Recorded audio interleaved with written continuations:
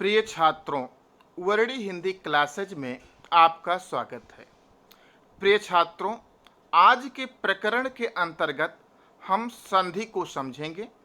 संधि होती क्या है, संधि की परिभाषा क्या है, दीर्घ स्वर संधि क्या है, संधि बनती कैसे है, संधि के सूत्रों से हम संधि को कैसे समझ सकते हैं। इन सब बातों का अध्ययन आज के हम प्रकरण में करेंगे। तो चलिए सबसे पहले हम संधि को समझते हैं कि संधि होती क्या है। प्रिय छात्रों, संधि शब्द का अर्थ है मेल या योग अर्थात मिलाना। वर्णानाम परस्परम विकृति मत संधानम संधि अर्थात वर्णों को आपस में विकार सहित मिलाना। विकृति मत संधानम, वर्णानाम परस्परम, वर्णों को आपस में विकृत मत संधानम, विकार सहित मिलाना संधि, संधि कहलाता है। विकृति का मतलब होता है वर्ण परिवर्तन। इस प्रकार दो वर्णों के मेल से जो विकार या परिवर्तन उत्पन्न होता है उसे हम संधि कहते हैं। जैसे रमा धन ईसह बराबर रमेशह। अब रमा में दीर्घ आ है और ईसह का ई, ये दोनों मिलकर विकार उत्पन्न करके गुण संधि से ए हो जाते हैं। रम माँ में हलंत लगाते हैं तो स्वर इसका अलग हो जाता है, और आ तो दीर्घ आ और दीर्घ ई, ये दोनों का मेल होता है तो रम और आ और ई मिलकर ए हो जाते हैं। फिर शाह तो हो गया रमेशह, एक गुण स्वर संधि से आ धन ई मिलकर ए हो गया। तो इस प्रकार से जब दो वर्ण आपस में मिलते हैं, प्रथम शब्द का पर वर्ण अर्थात बाद वाला वर्ण और दूसरे शब्द का पूर्व वर्ण अर्थात पहले वाला वर्ण जब आपस में मिलकर विकार सहित एक नए वर्ण का निर्माण करते हैं तो उससे जो परिवर्तन होता है, जो वर्ण परिवर्तन होता है, वह वर्ण परिवर्तन ही संधि कहलाता है। उपयुक्त उदाहरण में रमा के माँ में विद्यमान आ तथा ईसह के दीर्घ ई मिलकर ए वर्ण परिवर्तन हो गया। यह वर्ण परिवर्तन या वर्ण विकार ही संधि है। संधि विच्छेद क्या होती है? संधि युक्त वर्णों को अलग अलग करना ही संधि विच्छेद है। संधि युक्त वर्ण कोई है, मिलकर बना हुआ है, दो वर्णों के मेल से कोई अलग शब्द बना हुआ है, दो शब्दों के मेल से, तो उसे फिर हम अलग करें तो संधि विच्छेद हो जाती है। संधि का अर्थ होता है मिलना और विच्छेद का अर्थ होता है अलग करना। जैसे गणेशः का संधि विच्छेद होगा गण धन ईसा, या जो अभी पीछे हमने किया रमेशः का संधि विच्छेद हम जब करेंगे तो क्या हो जाएगा रमा धन ईसा। विद्यार्थी का संधि विच्छेद होगा विद्याधन अर्थी, और विद्याधन अर्थी की संधि क्या होगी, इसी का उल्टा विद्यार्थी हो जाएगा। तो इस प्रकार से संधि का अर्थ होता है मिलाना। इन दो गण धन ईसा मिलकर गणेशा हुए तो ये संधि हो गई, लेकिन गणेशा को हमने अलग अलग तोड़ दिया, गण धन ईसा कर दिया तो ये संधि विच्छेद हो गया। अब हम जो संधियां पढ़ेंगे उन संधियों में क्या होगा ये हम देख लेते हैं, समझ लेते हैं। पहला नंबर पर आता है कि दो वर्णों के स्थान पर एक नया वर्ण हो जाता है। जब हम संधि करेंगे तो पहली कंडीशन ऐसी हो सकती है कि दो वर्णों के स्थान पर एक नया वर्ण हो जाए। जैसे रवि धन ईसह बराबर रवीसा, यहाँ पर छोटी ई और ये बड़ी ई, ये दोनों मिलकर बड़ी ई हो गई। इसी प्रकार सुर धन इंद्र आ धन ई, यहाँ पर रा का आ और ई, ये दोनों मिलकर ए बन गए तो हो गया सुरेंद्र। इसी प्रकार सदा धन एव, सदा का दीर्घ आ और एव का ए, आ धन ए मिला तो अय हो गया, ए सदैव हो गया। तो दो वर्णों के स्थान पर एक नया वर्ण हो जाता है। एक सूत्र है कि एकह पूर्व परयोः अर्थात पूर्व पहले वाले और पर अर्थात बाद वाले दोनों वर्णों के स्थान पर एक आदेश हो जाता है। पहले वाले वर्ण और बाद वाले वर्ण दोनों वर्णों के आदेश पर एक आदेश हो जाता है। जैसे ई और बड़ दीर्घ ई के स्थान पर दीर्घ ई आदेश हो गया। आ धन ई पूर्व और पर, इसके स्थान पर ए आदेश हो गया। या दीर्घ आ धन ए पूर्व और पर, इनके स्थान पर एक दीर्घ आदेश अय हो गया।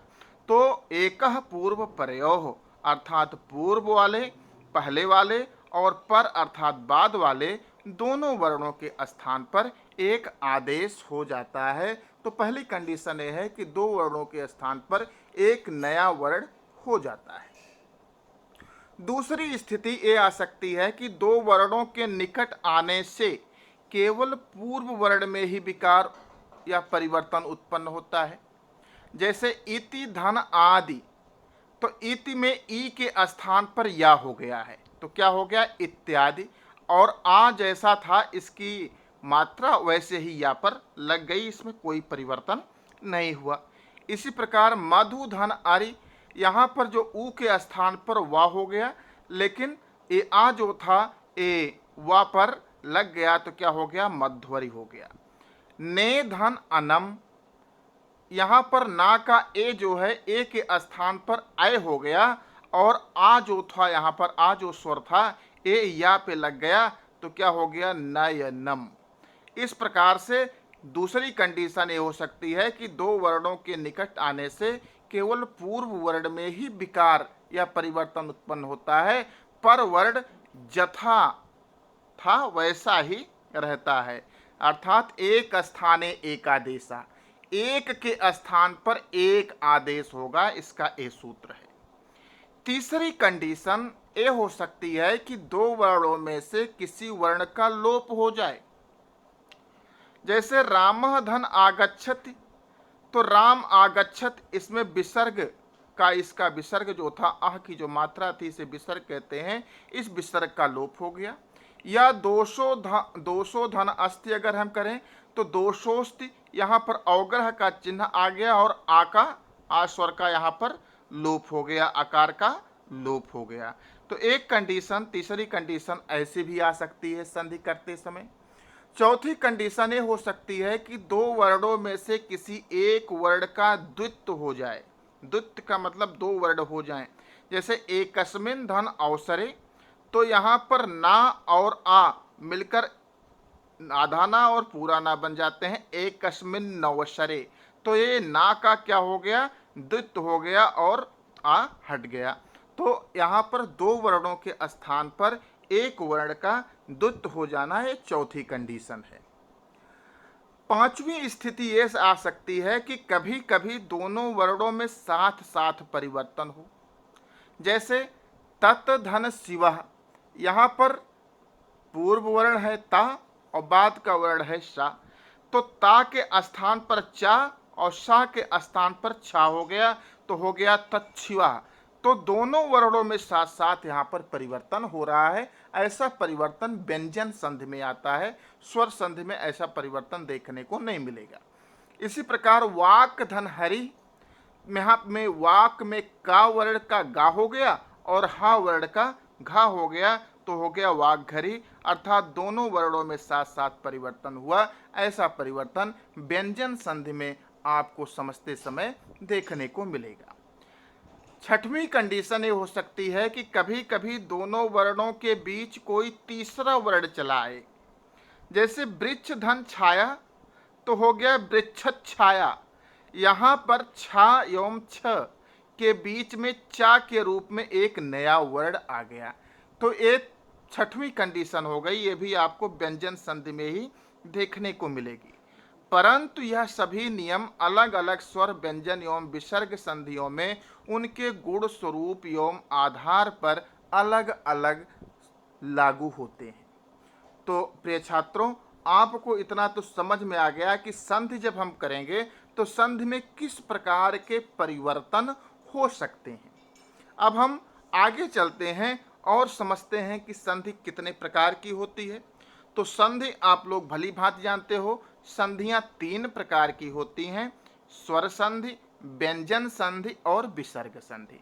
स्वर संधि को अच संधि भी कहते हैं, व्यंजन संधि को हल संधि कहते हैं। अच और हल संधि इसे क्यों कहते हैं, इसका भी एक कारण है ये माहेश्वर सूत्र। आपको हमने माहेश्वर सूत्र प्रकरण अलग से पढ़ा दिया है, हमारे वीडियो हमारे चैनल पर उसका उपलब्ध है, आप उसे देख सकते हैं। संक्षेप में हम माहेश्वर सूत्र आपको एक बार पुनः बता रहे हैं कि भगवान शंकर ने, कहा जाता है कि पाणिन सनकादि आदि ऋषियों की तपस्या से एक बार डमरू बजाया था। नृत्यावसाने नटराज राजो ननाद ढक्काम नौ पंच बारम, नौ पंच बारम, नौ और पाँच 14 बार उन्होंने डमरू बजाया था। और इन 14 बार जब डमरू बजाया तो उससे 14 सूत्र उत्पन्न हुए। वो जो 14 सूत्र उत्पन्न हुए वह हमारी वर्णमाला, उसी से हमारी वर्णमाला प्रकट हुई। ये 14 बार जो क्रमशः डमरू बजाया था, इससे ये 14 सूत्र या हमारी वर्णमाला जो प्रकट हुई उसे ऋषियों ने इस प्रकार से पकड़ा। पहले सूत्र में अयुण, फिर रील रिक, ए ओंग, ऐ औच, है वरट, लड़, इयमंगणनम, झभैं, घढ़ धस, जब गड दस, ख फ छ ठ थ च ट त व, कपय, श श शर और हल। तो इसको हम याद करते हैं क्योंकि इन्हीं माहेश्वर सूत्रों से हम संधि के प्रत्याहारों का निर्माण करते हैं। पहला सूत्र है अयुण और चौथा सूत्र है एओच। अयुण में आ से शुरू करें और एओच में चा पर खत्म करें, तो आ और चा मिलकर क्या हो गया, अच। ये अच क्या हो गया, अच हमारा एक प्रत्याहार बन गया। ये प्रत्याहार में सभी स्वर वर्ण आ गए। देखो आ, ई, उ, रील, री, ए, ओ, ऐ, औ, ये सभी प्रत्याहार हमारे इस अच सूत्र में आ गए। ये जो अंतिम वर्ण है ड़ा, का, या, ड़ा, का, अंगा, चा, ये जो है इत संज्ञक वर्ण मानते हैं, तो इनको हम प्रत्याहार की गणना में नहीं रखते, सिर्फ सूत्र बनाने के लिए इनका उपयोग करते हैं। तो आ, ई, उ में ह्रस्व और दीर्घ दोनों आ गए, दोनों ई आ गए, दोनों उ आ गए। यहाँ पर ह्रस्व और दीर्घ दोनों री आ गई। री केवल ह्रस्व होती है, दीर्घ नहीं होती। ए, ओ, ऐ, औ ये सभी स्वर वर्ण हमारे आ से लेकर चा तक के वर्ण के बीच में आ गए, तो हम इसने कह दिया कि अच ए क्या हो गया, एक प्रत्याहार हो गया। इसलिए अच प्रत्याहार में चूंकि सभी स्वर वर्ण आते हैं, इसलिए हम स्वर संधि को अच संधि भी कहते हैं। इसी प्रकार व्यंजन संधि में 5वें सूत्र से 14वें सूत्र तक हा से लेकर ला तक क्या हो गया, हल। ये हल प्रत्याहार के अंतर्गत सभी व्यंजन वर्ण आ गए, इसलिए हम व्यंजन संधि को हल संधि भी कहते हैं। तो विद्यार्थियों, इसी प्रकार आप और प्रत्याहार बना सकते हो। जैसे आ, पहले सूत्र के आ से दूसरे सूत्र तक का ले लो, तो क्या कौन सा प्रत्याहार हो गया, अक प्रत्याहार। पहले सूत्र के ई से दूसरे सूत्र का ले लो, तो इक प्रत्याहार हो गया। पहले सूत्र के उ से दूसरे सूत्र तक के का तक ले लो, तो उक प्रत्याहार हो गया। अब अक प्रत्याहार में क्या आएंगे, आ, ई, उ, री और री। इक प्रत्याहार में ई, उ और रील री आएंगे। उक प्रत्याहार में उ, रील री आएगा। इसी प्रकार यंग प्रत्याहार अगर हम बनाए तो तीसरा सूत्र ही ए से लेकर अंगा तक ए यंग प्रत्याहार है, इसमें केवल ए, ओ आएंगे। और अगर हम कहें यच प्रत्याहार तो यच प्रत्याहार में ए, ओ, ऐ, औ आएंगे। तो इस प्रकार से हम प्रत्याहारों का निर्माण करते हैं। ये माहेश्वर सूत्र हमारे लिए एक प्रत्याहार रूपी सूत्र बनाते हैं, जिससे हम संधि के सूत्रों को इस तरह से निर्मित कर देते हैं कि हमें संधि समझने में, याद करने में बहुत ही सुविधा होती है, आसानी होती है। प्रिय छात्रों, उपर्युक्त 14 माहेश्वर सूत्रों में सूत्र 1 से 4 तक स्वर है। इन सूत्रों से प्रत्याहार का निर्माण होता है। प्रत्याहार का अर्थ होता है संक्षेपीकरण। इनकी सहायता से कम शब्दों में अधिकतम बात कही जा सकती है। माहेश्वर सूत्रों के अंतिम वर्ण जिन पर हलंत का चिन्ह लगा होता है इत संज्ञक होते हैं, अर्थात वर्ण की गणना करते समय इन्हें हम छोड़ देते हैं। प्रत्याहार किसी एक सूत्र के किसी वर्ण से प्रारंभ करके किसी भी अन्य या उसी सूत्र के अंतिम इत संज्ञक वर्ण को मिलाकर बनता है। हमने बताया प्रत्याहार बनता कैसे है कि किसी भी एक सूत्र के एक वर्ण से, इत संज्ञक वर्ण से आप नहीं शुरू करेंगे जिस पर हलंत लगा हुआ है, बाकी किसी भी वर्ण से आप प्रारंभ कर सकते हैं और अन्य किसी सूत्र के अंतिम वर्ण या उसी सूत्र के अंतिम इत संज्ञक वर्ण जिस पर हलंत लगा है उसको मिलाकर बनाया जाता है। लेकिन जब हम उस सूत्र के उस प्रत्याहार के वर्णों की गणना करते हैं तो इत संज्ञक वर्णों अर्थात इन हलंत वाले वर्णों को हम नहीं गिनते। जैसे पहला सूत्र है अयुण, फिर दूसरा सूत्र है रील रिक, तीसरा एओंग, चौथा अयोज। अब इससे हम अक प्रत्याहार बनाएं तो अक में पहला सूत्र से लेकर दूसरा सूत्र, पहले सूत्र का पहला वर्ण फिर का, तो हो गया आ ई उ री और री, ये वर्ड आए। हमने ड़ा और का ये जो इत संज्ञक वर्ण थे इनको नहीं गिना, इसको छोड़ दिया। इसी प्रकार इक प्रत्याहार में ई से लेकर का तक, तो इसमें ई उ और रील री आए, औड़ा और का को हमने क्या किया, छोड़ दिया क्योंकि ये इत संज्ञक वर्ण आए। अच प्रत्याहार अगर हम कहें तो पहले से चौथा आ से लेकर चा तक के अच प्रत्याहार हो गया, इसमें सभी स्वर आ गए, इसमें पहला, दूसरा, तीसरा और चौथा चारों सूत्र मिल गया। अर्थात अगर हम पहले से शुरू करें और चौथे में ले तो बीच के जितने भी सूत्र के वर्ण हैं वो सभी जुड़ेंगे, ये ध्यान रखना है। और जब हम उसके वर्णों की गिनती करेंगे तो ये इत संज्ञक वर्ण ड़ा, का, अंगा, चा इसको छोड़ दिया जाएगा। तो अच प्रत्याहार में आ, ई, उ, रील, री, ए, ओ, ऐ, औ। देख लो, आ, ई, उ पहले सूत्र का, रील, री दूसरे सूत्र का, ए, ओ तीसरे सूत्र का और ऐ, औ चौथे सूत्र के ये वर्ण आ गए। अब ये भी ध्यान रखना है कि आ, ई, उ, री ये केवल ह्रस्व ही नहीं रहेंगे, ये ह्रस्व और दीर्घ दोनों सम्मिलित होंगे। इन प्रत्याहारों का प्रयोग संधि के सूत्र बनाने में किया जाता है जिससे हम कम शब्दों में आसानी से सीख सकते हैं। प्रथम सूत्र से चौथे सूत्र तक मिलाकर अच प्रत्याहार बनता है। इस प्रत्याहार के अंतर्गत सभी स्वर वर्ण सम्मिलित हो जाते हैं, अतः हम स्वर संधि को अच संधि भी कहते हैं। अच का मतलब हुआ आ, ई, उ, री ह्रस्व और दीर्घ दोनों, और री, ए, ओ, ऐ, औ। इसी प्रकार पांचवें सूत्र से 14वें सूत्र तक मिलाकर हल प्रत्याहार बनता है। इसमें सभी व्यंजन वर्ण सम्मिलित हो जाते हैं, अतः व्यंजन संधि को हल संधि भी कहते हैं। अब हम स्वर संधि या अच संधि के बारे में समझते हैं।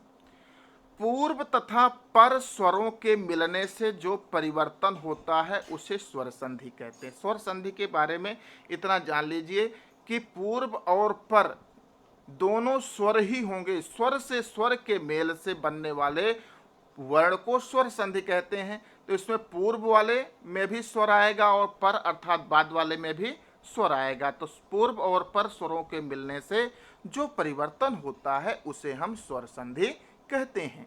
स्वर संधि में केवल दो स्वर आपस में मिलकर एक नए वर्ण या स्वर में परिवर्तन उत्पन्न करते हैं। जैसे हिम, धन, आलय।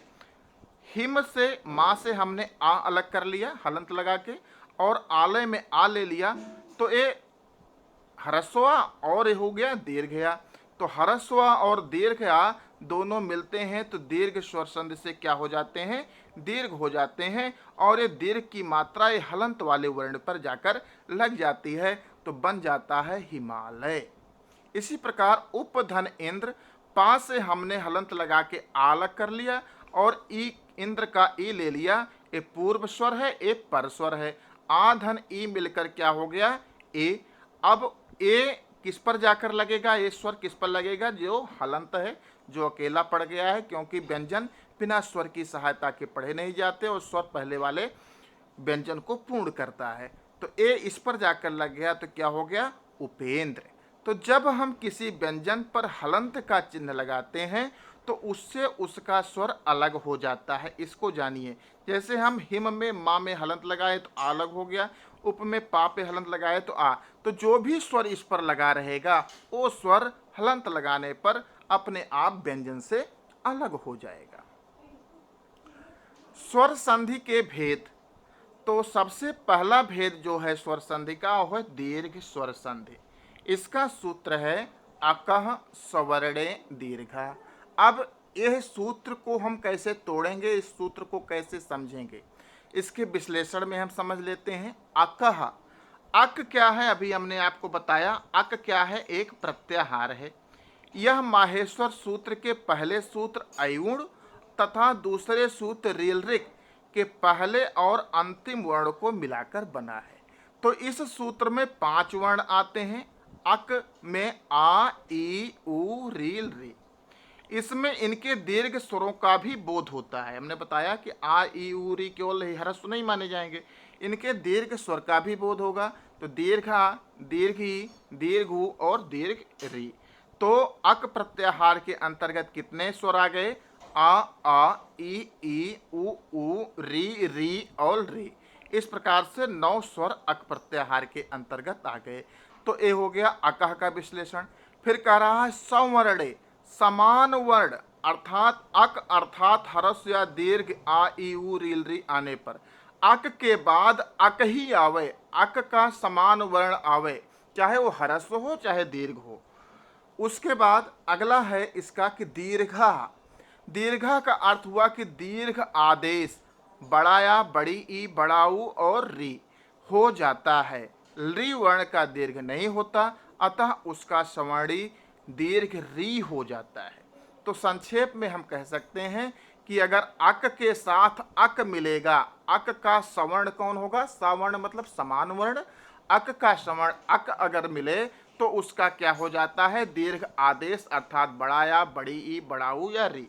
जैसे इस आप चार्ट में देख सकते हैं, छोटा या बड़ा या अगर पूर्व वर्ण में है और बड़ छोटा या बड़ा अगर पर वर्ण में आए तो किसी भी रूप में मिलें, इनका दीर्घ आदेश दीर्घ आ हो जाएगा।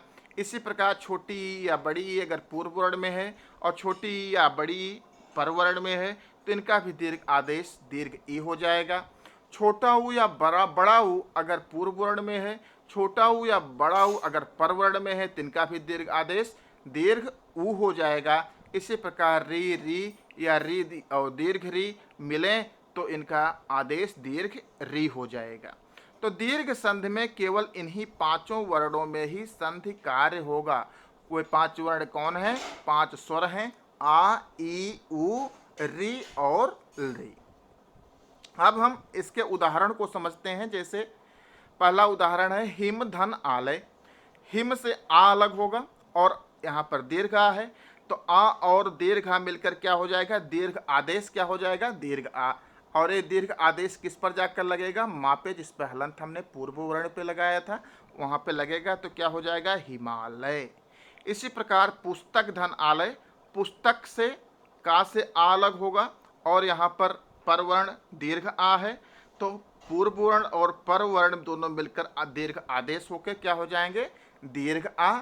और फिर क्या हो जाएगा? पुस्तक आ लय पुस्तकालय। इसी प्रकार रवि धन इंद्र, रव वा में हलंत लगाएंगे तो इससे पूर्व वर्ण पूर्व स्वर ई अलग होगा, फिर यहाँ पर इंद्र में ई है, दोनों को मिलकर दीर्घ आदेश हो जाएगा दीर्घ ई। तो रव इंद्र रवींद्र। इसी प्रकार भानु धन उदय, भान उ धन उदय, उ और उ मिलकर दीर्घ उ हो गए, तो क्या हो गया? दोनों मिलकर भानुदय। इसी प्रकार मातृ धन ऋणम, री और री मातृ से मात पे हलंत लगाए तो यहाँ से री अलग हुआ और यहाँ पर री था, तो दोनों री मिलकर क्या बन गए? दीर्घ री। तो यहाँ पर क्या परिवर्तन हुआ? मातृणम, 2 बार री की मात्रा लगी, दीर्घ री हो गया मातृणम। इसके और उदाहरण देखते हैं। जैसे आ धन आ मिलकर बड़ा आ, कल्प धन अंत बराबर कल्पांत। यहाँ पर छोटा या बड़ा या हो गया, दीर्घादेश हो गया। परम धन अर्थ परमार्थ, छोटा या धन छोटा या बड़ा या हो गया यहाँ पर। दिवस धन अंत दिवसांत, छोटा या धन छोटा या बड़ा या हो गया। अस्त धन अचल, यहाँ पर आ और आ दीर्घा हो गया, अस्ताचल।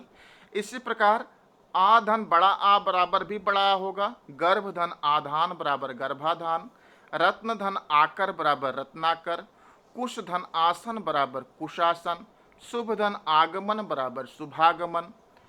इसी प्रकार बड़ा आ धन छोटा आ अगर मिले तब भी बड़ा आ होगा। विद्या धन अर्थी बराबर विद्यार्थी, सेवा धन अर्थ बराबर सेवार्थ।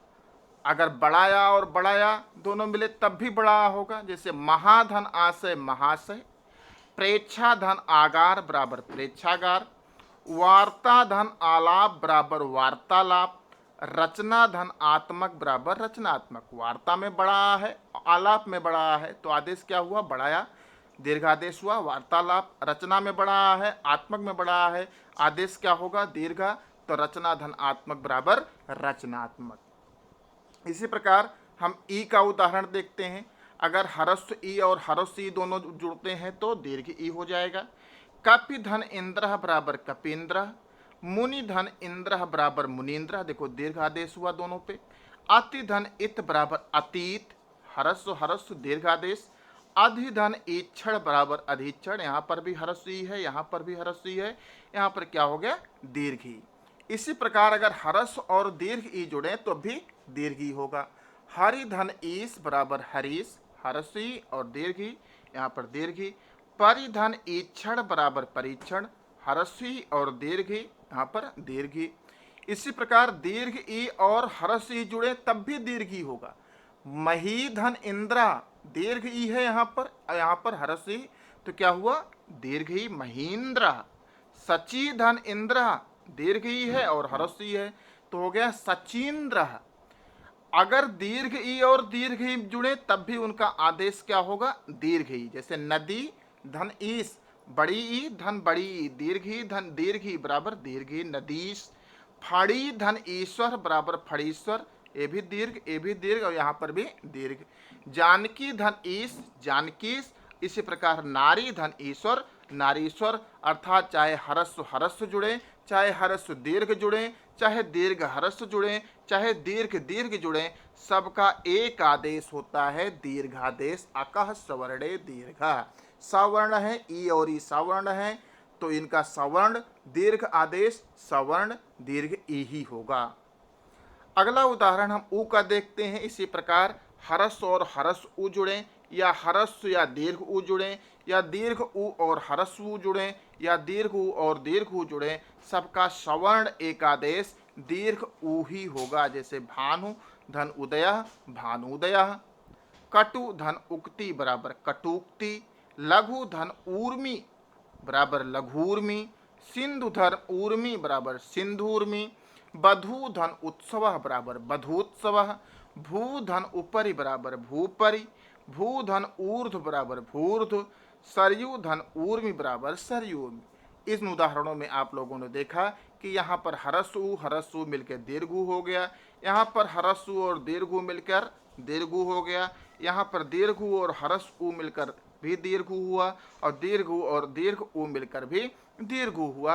अर्थात अकः सवर्णे दीर्घ, सावर्ण है ऊ और ऊ सावर्ण है, चाहे हरस्व आए चाहे दीर्घ आए, उनका दीर्घ एकादेश ही होता है। अब हम री का उदाहरण भी देख लेते हैं। मातृधन ऋणम, मातृ में अभी हमने पहले भी बताया था, यहाँ पर ताप पे हलंत लगाएंगे तो री अलग होगा, और री मिलकर दीर्घ री बन जाएंगे, तो क्या हो जाएगा, मातृणम। इसी प्रकार होत्र धन ऋकार, यहाँ पर री है और यहाँ पर री है, दोनों री मिलकर क्या हो जाएंगे, दीर्घ री, और हो जाएगा इसका होत्रिकारः, होत्र धन ऋकारः बराबर होत्रिकारः। इस प्रकार से विद्यार्थियों अकः सवर्णे दीर्घा के अनुसार अगर अक प्रत्याहार के वर्ण अर्थात आ ई उ री री आपस में मिलें, सवर्ण अर्थात आ से आ चाहे हरस्व या दीर्घ, ई से ई, ऊ से ऊ, री से रील, री से री, तो उनका दीर्घ आदेश दीर्घ आ दीर्घ ई दीर्घ ऊ दीर्घ री हो जाता है। तो इस प्रकार से हमने दीर्घ स्वर संधि के सूत्र को आपको समझाया, उसका उदाहरण आपको बताया। अब इसके बाद हम गुण स्वर संधि अगले भाग में हम समझेंगे। विद्यार्थियों, निश्चित रूप से आपको यह समझ में आया होगा। ये नोट्स आप लिख सकते हो और अपने दोस्तों को भी यह वीडियो शेयर कर सकते हो, जिससे उन्हें भी संधि को समझने में किसी प्रकार की परेशानी ना हो। अगर आपको ये पसंद आई हो तो इसे लाइक करें, इस पर कमेंट करें और इसे अपने दोस्तों में भी शेयर करें। धन्यवाद।